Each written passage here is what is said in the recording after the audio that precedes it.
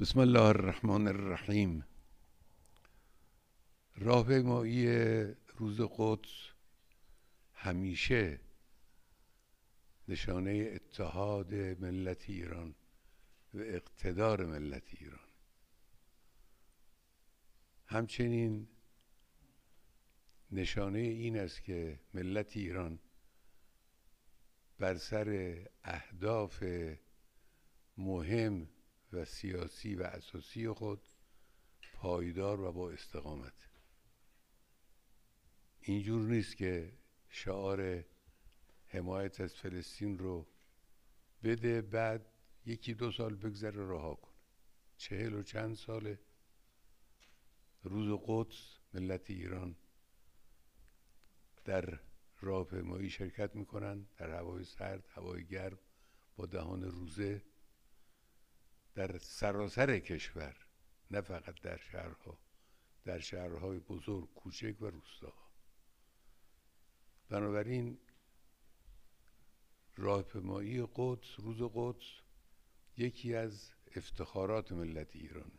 امسال این راهپیمایی به نظر من اهمیت بیشتری داره.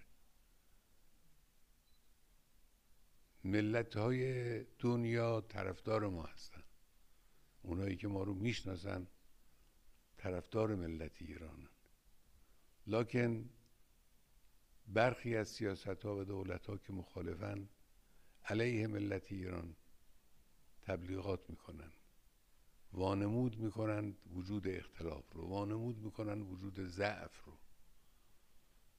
راهپیمایی شما در روز قدس همه این ترفندها و سخنان باطل رو ابطال خواهد کرد.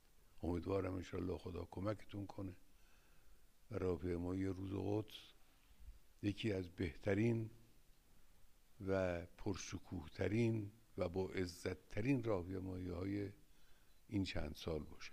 و السلام علیکم و رحمت الله. بسم الله الرحمن الرحیم. راهپیمایی روز قدس همیشه نشانه اتحاد ملت ایران و اقتدار ملت ایران. همچنین نشانه این است که ملت ایران بر سر اهداف مهم و سیاسی و اساسی خود پایدار و با استقامت. اینجور نیست که شعار حمایت